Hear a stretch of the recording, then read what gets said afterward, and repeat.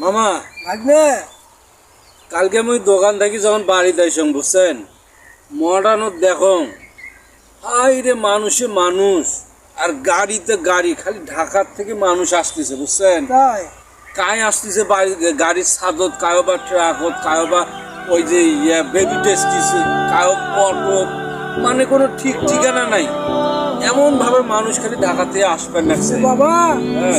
শুন আসছেন নাই কেন বাবা হ্যাঁ 1 বছর পরে এই ছাওয়াগুলা তার বাপ মায়ের সাথে ঈদ করার যন্ত্রে হ্যাঁ কান্দি কুটি ব্যাকুল হয়ে যায় বাবা।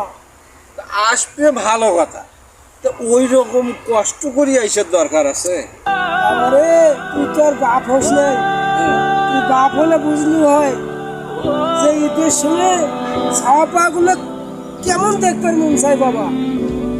তুই বাপ হও মুই বুঝো বাবা। এই মনে করো বাবা এই ছাওয়ারা কষ্ট করি টাকা পয়সা রোজগার করি হ্যাঁ মুই দেখো এক ছাওয়া আঙ্গুর নীল আপেল নীল তা মুই কোনো যে বাবা এগুলো কিনে তোরা কি করবেন বাবা তোর চাষা তোর বাড়িতে নিয়ে বুড়ো আমার বাপ আছে ওই ছাওয়াটা কান্দবেন বাবা বুঝছো বাবা ওই ছাওয়ার কান্দন ওই জন্যে মানুষ এইরকম মানে ছাদের উপরে বাসের উপরে তারপরে যে ট্রাকের উপরে এইভাবে ঝুলি ঝুলি বাড়িতে আসতেছে না হয় বাবা হয়। আসলে মামা মায়ার টান বড় টান বাপ মাও ঠিক আছে বাবা।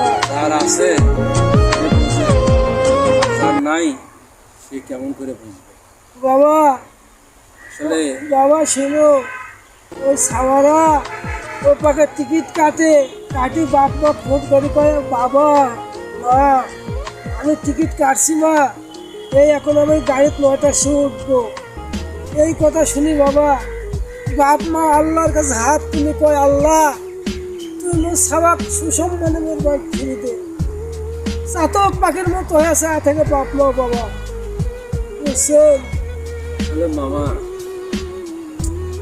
আমাদের মুসলিম ধর্মে বছরে 2টা ঈদ, এই সময়টা যদি আমরা বাবা মার সঙ্গে কাটতাম আসলে খুব ভালো লাগতো। ওই জন্যে যারা বাবা মাকে ভালোবাসে তাদের যতই টাকা খরচ হোক আর যতই রাস্তা ভিড় হোক ওই জন্য তারা ছুটে চলে আসে বাড়ি। এমন আবার হয় বাবা। মামা এটা ঠিক, আমিও কিন্তু ঢাকায় যখন চাকরি করতাম